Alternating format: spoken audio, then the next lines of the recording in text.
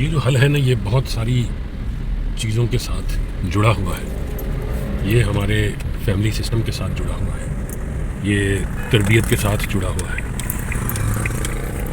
اور بہت ساری چیزوں کی بہتری اور بہت ساری چیزوں کی خرابیاں اس کے ساتھ جڑی ہوئی ہیں. شروع اس طرح کرتا ہوں کہ ایگزیکٹ ورڈ تو نہیں یاد، لیکن جنید جمشید شہید کا ایک قصہ ہے جو وہ بتاتے ہیں کہ میں کچھ ہی عرصہ پہلے جب انہوں نے چھوڑا تھا یہ شوبز یا گانا، اور ایک مسجد میں وہ جایا کرتے تھے. اس مسجد میں ایک ان کے محلے دار ایک بزرگ آتے تھے. وہ بزرگ نے ان کو ایک دن روکا اور کہا کہ مجھے آپ سے بات کرنی ہے. اور جب معاملہ پتہ لگا تو یہ تھا کہ ان کے بیٹے کی شادی ہے، اور بیٹے نے کہا ہے کہ میری شادی پہ جنید جمشید جو ہیں وہ 4 چاند لگائیں میری شادی کی تقریب کو. تو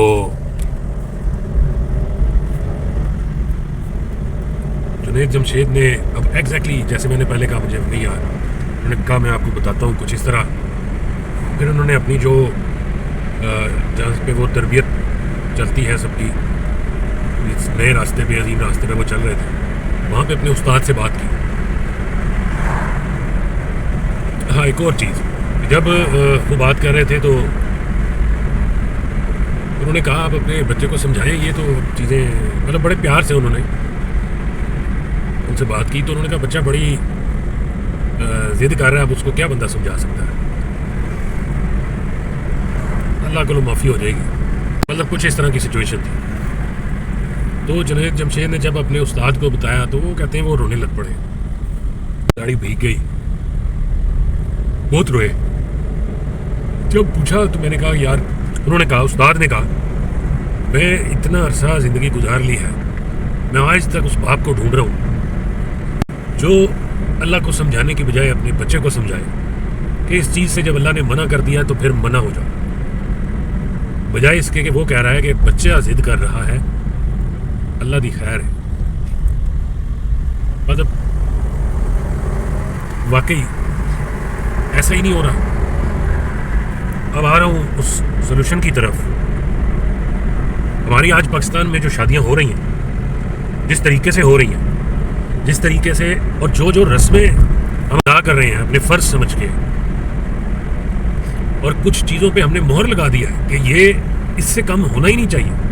اگر اس سے کم ہوا تو بے عزتی ہو جائے گی، عزت چلی جائے گی، معاشرے میں سر اٹھا کے جینے کے قابل نہیں رہیں گے، ہماری ناک کٹ جائے گی. یہ دوسرے مذاہب سے لی گئی رسموں کو پورا کرنے کے نہ پورا کریں تو ہمارا بیڑا غرق ہو جائے گا. مثلاً انہوں نے کتنی سختی کر دی ہے، مطلب ایک بینچ مارک سیٹ کرتے جا رہے ہیں کہ آپ کا سٹیج بنے گا کہ آپ کے سٹیج کے اوپر صرف جو پھول لگیں گے وہ لاکھوں کے ہوں گے، کیونکہ وہ امپورٹڈ پھول لگیں گے اور فریش لگیں گے. پورے ہال کے اندر جو پھولوں کا استعمال ہوگا وہ کئی لاکھ کا ہوگا. یہ بینچ مارکنگ ہوتی جا رہی ہے، منیمم سٹینڈرڈ سیٹ ہوتا جا رہا ہے.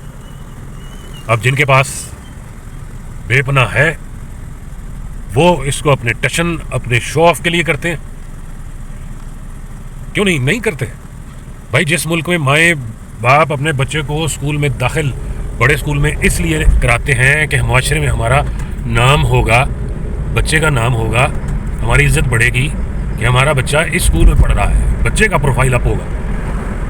یہ لیے نہیں کہ بڑا آدمی بنے گا، اچھا انسان بنے گا، اللہ اور اس کے نبی کے راستے پہ چلے گا، صرف اس لیے کہ معاشرے میں ہمارا کیا سٹینڈرڈ ہوگا اسکول کو لے کے. وہ اس بیس پہ آج ایک بہت بڑی تعداد اسکول میں داخل کرواتی ہے یا اسکول بدلتی ہے پاکستان میں. تو وہاں پہ یہ کون سی چیز ہے بھائی؟ اب وہ جب آپ نے سٹینڈرڈ بینچ مارکنگ سیٹ کر دیا ہے، بینچ مارکنگ کر دی ہے کہ یہ کچھ شادی میں ہو، تو وہ جو عام مڈل کلاس والا ہے وہ بیچارہ کیا کرے گا؟ وہ اپنی بیٹی کا سٹیج کیسے ارینج کرے گا؟ ایسے پوری شادی کیسے ارینج کرے گا اس سٹائل کی؟ کبھی سوچا ہے ہم نے؟ ہم اپنے بچے کو، اپنے اندر کو، اپنی چاہ کو، اپنے نفس کو نہیں سمجھا پا رہے کہ اللہ ان چیزوں سے منع کرتا ہے، اللہ شو آف سے منع کرتا ہے، اللہ تعالیٰ پیسے کے ضیاع سے منع کرتا ہے. کبھی آپ سوچیں، میں ایک دفعہ بات کر رہا تھا، کسی نے کہا ان سے کئی لوگوں کا روزگار جڑا ہے. تو روزگار تو تب پتنگ بازی سے بھی لوگوں کا جڑا تھا، کتنے لوگ مرتے تھے. اور یہ بھی بیسیکلی تو مر ہی رہا ہوتا ہے. وہ ماں باپ مر نہیں جاتے جو اپنے قرضے اٹھا کے اپنی بیٹی کی شادی کرتے ہیں، جہیز پورا کرتے ہیں، شادی کی تقریبات کے لچھن پورے کرتے ہیں. بتائیے وہ زندہ رہتے ہیں کیا؟ وہ کس طرح وہ بیٹی کو بدا کرنے کے بعد، رخصت کرنے کے بعد جو قرضہ اتارتے ہیں، وہ زندہ رہتے ہیں کیا؟ وہ بھائی بڑا زندہ رہتا ہے جو اپنے گھر کو بھی، اپنے بچوں کو بھی دیکھ رہا ہوتا ہے، اور بہن کی خاطر لیا گیا قرض جو ہے وہ بھی اتار رہا ہوتا ہے، وہ زندہ رہتا ہے کیا؟ اور پھر یہی نہیں، ہم کتنے غلط چلتے جا رہے ہیں ان کے آگے، ان رسموں کے آگے. ان کے برے حال یہ دیکھیں کہ لباس، کس کس قسم کا لباس پہنا جا رہا ہے. صرف دلہن ہی نہیں، قریب کی، اس کی عزیز و اقارب، کیسا کیسا لباس وہ شادی دلہن کی ہوتی ہے اور وہ بھی پہن رہی ہیں. پھر اس کے بعد شادی سے لی گئی ویڈیوز، تصویریں عزیز یا دوست کے لوگ پک کرتے ہیں، سوشل میڈیا پہ ڈالتے ہیں، اور پھر دو تین خاندانوں کو مصیبت پڑی ہوتی ہے، کس نے ڈال دی، کہاں سے لے لی. پھر اس میں اور کتنی چیزیں جو ساری عمر پردہ کرتے ہیں. اس کو جب وہ بچی آتی ہے، ہال میں داخل ہوتی ہے، ایک کیمرے کی سپاٹ لائٹ اس کو آگے پیچھے سے ہر طرف سے دکھاتی ہے، 2000 2500 جتنا بندہ ہو، تاکہ ہر ایک اپنے کیمرے میں اس کو قید کر لے، اس کی ویڈیو بنا لے. پھر اس شادی میں لڑکی لڑکے، نزدیکی لڑکے لڑکیاں انڈین، پاکستانی اور انگلش گانوں کے اوپر جو ڈانس کرنے کی سختی سے پیروی کر رہے ہیں، سختی سے. کیا مجھے ایک نہیں سمجھ آتی کہ اس سارے پروسیس کے اندر دو چیزیں ہوتی ہیں جہاں پہ اللہ کا نام لیا جا رہا ہے، یا اللہ کو یاد کیا جا رہا ہے. ایک جب نکاح پڑھا جاتا ہے، دوسرا جس وقت بچی جاتی ہے اور اس کے سر پہ قرآن رکھا جاتا ہے. اس کے علاوہ کوئی ایک لمحہ، کوئی ایک رسم ایسی کہ اگر تیسرا کوئی دیکھے یورپ کا، وہ کہے کہ نہیں یہ تو ایک مسلم خاندان کی شادی ہے، نہیں ایک یہ تو فلاں کی ہے، بھائی مسلم کی نہیں ہے. تو حل کیا ہے؟ حل آپ خود سمجھدار ہیں. اس کا حل کیا ہے؟ اس کا حل ان چیزوں کو چھوڑنا ہے. اس حل کا فائدہ کیا ہے؟ اس کا حل کا فائدہ ہماری بہت ساری بیٹیاں جو مجبور اور تنگ ہو کے بیٹھ جاتی ہیں، جن کے رشتوں میں مسائل آ جاتے ہیں، شادیوں کے پروسیس کو پورا کرنے میں مسائل آ جاتے ہیں، وہ ہم ختم کر پائیں گے. ان کی دعائیں لے پائیں گے آپ لوگ، جو طاقت رکھتے ہوئے بھی ان رسموں سے انکار کریں گے. سب سے اہم چیز، اللہ تعالیٰ کی رضا شامل ہوگی آپ کی زندگیوں میں. جب ہم نے ساری شادی کی تقریب میں ناچ گانا اور پتہ نہیں کیا کیا، میرا دل کر رہا تھا الفاظ بولوں، اگر وہ رکھا ہوا ہے، اپنی خاندان کی ہر ایک بیٹی کو ہم نے نچا چھوڑا ہے، ہم نے اس کو ایسے ایسے کپڑے پہنا دیے ہیں کہ جو انڈین موویز میں پہنے جاتے ہیں وہ اپنی شادیوں میں پہنتے ہیں. ہم نے کون سی رحمت والی بات کی ہے کہ جو ہماری بیٹی جو جا رہی ہے، رخصت ہو رہی ہے، یا جو بیٹا جو زندگی کا سب سے اہم ترین حصہ شروع کرنے والا ہے، اس کے اوپر رحمتوں کی بارش رہے.